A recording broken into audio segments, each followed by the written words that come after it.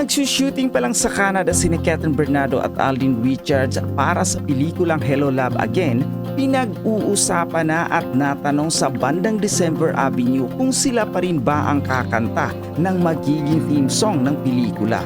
Ang kantang Kung Di Rin Lang Ikaw at Sa Ngalan ng Pag-ibig ang mga ginagamit na kanta sa Hello Love Goodbye noong 2019 at lalong nag-hit ang mga kantang ito, pero nakatulong din ito sa box office success ng pelikula. So far, patuloy pang tumaas ang views ng music video ng dalawang kantang ito ng December Avenue. Ang Kung Di Rin Lang Ikaw ay naka 170 million views na at isa ito sa paboritong kinanta ni Alden Richards sa mga shows niya. Ang Sa Ngalan ng Pag-ibig naman ay naka 128 million views na. Kaya inaasahan ng karamihan na ang December Avenue pa rin ang kakanta sa theme song ng sequel ng Kathleen a Movie. Ang sabi ng vocalist nilang si Jel Bautista, may ginawang kanta ang drummer nilang si Jet Danao na gusto sana nilang ialok sa Star Cinema para sa reunion movie ng Kathleen. Wala pa raw talaga silang ginawang kanta para sa pelikula ni Catherine at Alden dahil hindi pa sila kinausap pero gustong gusto nilang gawin ito. Sa katunayan ay meron na raw silang inihandang kanta na sana magustuhan daw ni Derek Cathy Garcia Sampana. Mahirap daw i-claim dahil wala pa naman daw sinabi sa kanila ang taga Star Cinema. Ang title ng kanta na tingin nila ay pwedeng gamitin theme song ng Hello Love Again ay ang Paraya. Isang hugot song iyon na ginawa ni Jet Danao hango raw sa karanasan niya sa pag-ibig. Nagpasalamat ang lahat ng miyembro ng December Avenue sa Star Cinema dahil sa naging bahagi sila sa success ng Hello Love Goodbye. Hindi naman daw nila ikaka-hard sakaling hindi sila ang pakakantahin ng theme song dito sa Hello Love Again. Maraming bagong awit ang kapamilya levels na Star Pop at Star Music na pwedeng pagpilian para maging theme song ng bagong Kathleen movie na Hello Love Again. Napapakinggan ang mga ito sa iba't ibang streaming platform. Napakaganda ng storyline nito. Ang ganda-ganda. Ando ng kilig, ando ng pagkamangha, ando ng paghanga. Iba ang pagkamangha sa paghanga. Ang gagaling nilang artista, si Catherine at si Alden. Napakaganda raw talaga ng storyline nito. Sigurado ito. Nakabuslo na ang tagumpay dito. Lalampasan yung Hello Love Goodbye noon. Ay, nako, kaabang-abang. Naku, talaga nga naman. At saka alam mo, ang mga kababayan natin sa Canada, sa Amerika, at kahit saan, kapag pelikulang Pilipino, sila ay dumadayo talaga sa mga sinihan. Ako meron akong pinafollow talaga religiously na isang vlogger, si Inags. Si Inags ay kababayan nating nakakatuwa, nakakaaliw.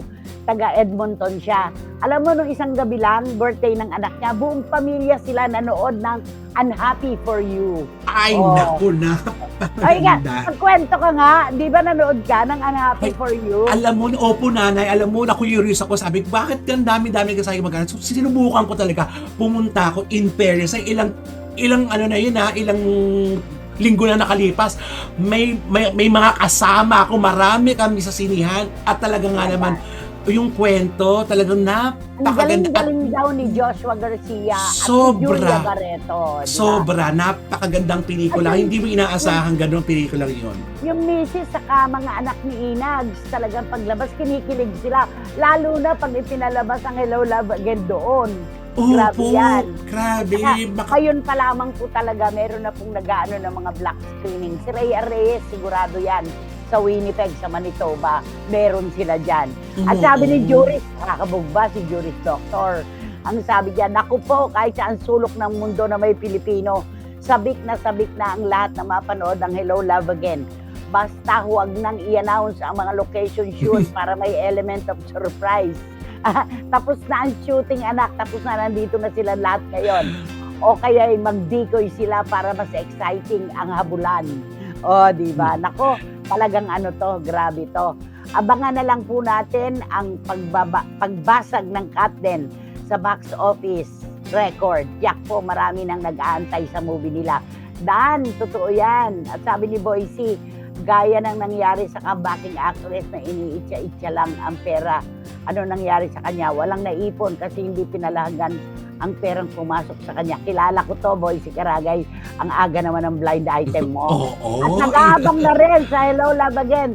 Sina Joe Floredo, si Jun Morondos, at saka si Louie Tolentino. Aba naman, para maiba naman, puro pintura na lang ang kanilang kaulayaw. Dapat talaga maroon kayo nito. At si Tita Nena Olanday, sure na blockbuster na ang Hello Love Again.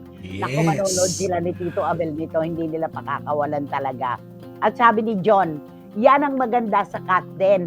Hindi pa man, parang produkto lang yan ng TV commercial. Nako, pre-sold na kaagad. Totoo, no? Pre-sold na to. Pre-sold na. I'm sure bago ipalabas yan na meron tong TVC. Magkaka-TVC itong dalawang ito. Bago ipalabas talaga yan. Nararamdaman ko. Ang maganda kayang si DJ Chacha, manunood kaya ng Hello Love Again? Ay! Kilig kaya siya? Kilig-kiligin kaya? Maganda kong anak, di ba? Nanay, magandang hapon. Mapapasana all ka na lang. Kay Coco, itong text na ito ni Wating-Wating ng London. Sino ba naman kasi ang hindi naman makakaano, di ba? Maiinggit.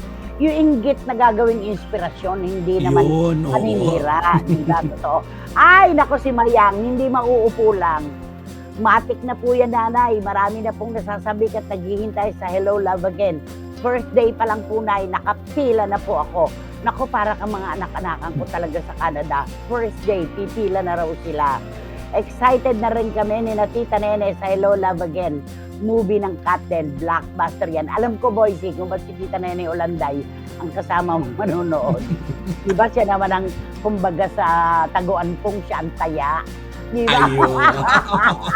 Si Tita Nene ang taya, diba? Yun. At sabi ni DJ Chacha, sana makanood this week. Anak, sa November pa to. DJ Chacha. Oo. Sa November pa ang pagpapalabas ng Hello Love Again. Mapaghahandaan pa natin ito, anak. Diba? Tapos sabi niya, paborito daw niya si Joshua.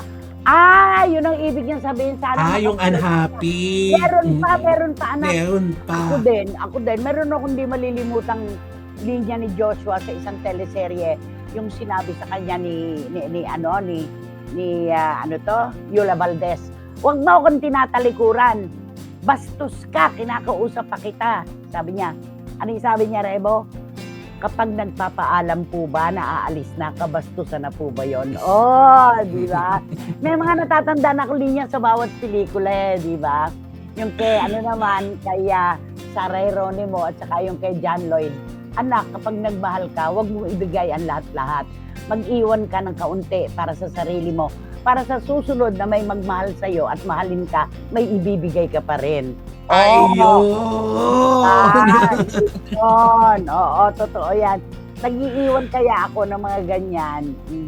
Maganda mga pelikula na pag nakapasok yung kwento sa puso mo, alam mo yung makaka-relate ka, ang ganda-ganda. Ramdam na ramdam mo yung mga dialogue. Isa pang kaabang-abang. Yung kay Kira, at saka kay diba? Isa rin yun. Sa abroad din kasi sinut yun. Tungkol din sa nangarap. Ano title nun? Sige, ano title? Dali!